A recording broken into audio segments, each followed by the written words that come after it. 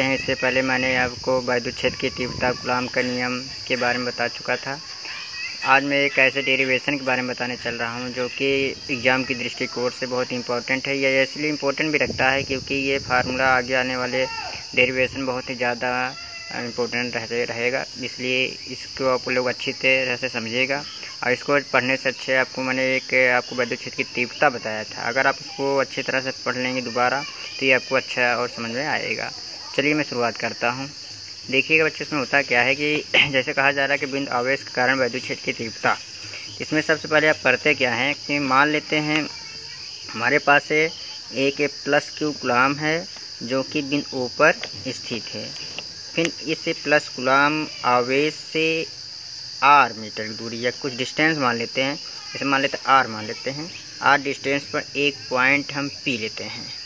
अब इस point P पर हमें वैद्युत आवेश अगर निकालना है तो हम यहाँ पर एक प्लस क्यू नॉट यानी कि धन परीक्षा आवेश की परिकल्पना करते हैं।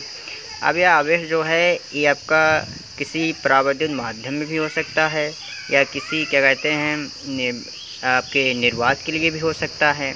ये आप पर डिपेंड करता है कि कैसे आप करना चाहते हैं। हम दोनों तरह कैसे कर सकते हैं। तो मैं आपको परावैद्युत माध्यम के लिए बताना चल रहा हूँ। देखिएगा, जैसे यहाँ पर आपका प्लस क्यू कूलाम का आवेश है, यहाँ पर प्लस क्यू नॉट कूलाम का आवेश है और ये दोनों एक दूसरे से मीटर दूरी रखे गए हैं। तो मैंने आपको बताया भी था कि जब प्लस क्यू कूलाम आवेश किसी एक बिंदु पर हो और उससे r दूरी पर एक प्लस क्यू नॉट का कूलाम आवेश रखा गया तो उनके बीच एक रिपल्सन या अट्रैक्शन फोर्स लगता है। ये दोनों कंडीशन यहाँ पर वही बन रही है, इसलिए प्लस क्यू कूलाम का आवेश इस प्लस क्यू नॉट कूलाम पर से एक फोर्स अट्रैक्ट करेगा या रिपल्सन करेगा।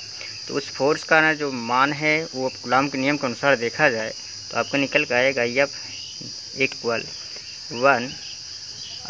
1/4πε0। क्योंकि मैंने यहाँ पर आपको क्या कहते हैं परावैद्युत माध्यम के लिए बता रहा हूँ, इसलिए उस परावैद्युत माध्यम के लिए यहाँ पर मैं K लगा देता हूँ। K यहाँ पर Q है इसलिए Q, यहाँ पर Q नॉट है इसलिए यहाँ पर Q नॉट बटे अब बीच का डिस्टेंस यहाँ पर हम देख रहे हैं R है तो इसलिए यहाँ पर R² लिख देते हैं। तो ये हो गया इनके बीच का बल।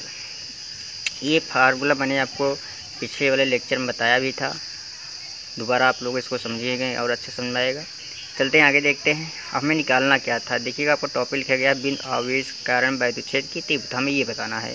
तो इसलिए हमें इस पॉइंट पर अगर हमें वैद्युत क्षेत्र की तीव्रता बतानी है तो इस पॉइंट पर वैद्युत क्षेत्र की तीव्रता आपका फार्मूला मैंने भी लिखाया भी था, बताया भी था। E बराबर होता है F/Q। अब चूँकि हमें Q नॉट पर आवेश के कारण निकालना